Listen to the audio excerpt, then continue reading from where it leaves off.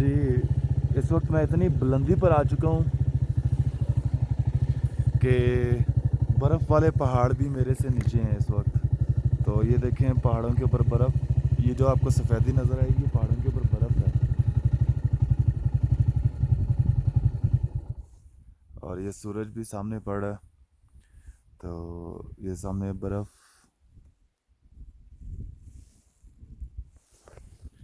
अभी मज़ीद थोड़ी सी चढ़ाई ऊपर रह गई है, तो और सर्दी शुरू हो गई है, ऑक्सीजन का लेवल भी यहाँ पर कम है।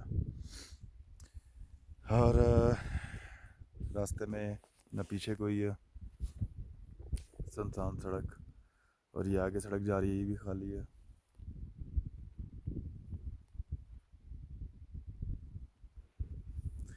एक पुरस्कून खामोशी, अच्छा माहौल है। मिलते हैं नेक्स्ट स्टॉप पर।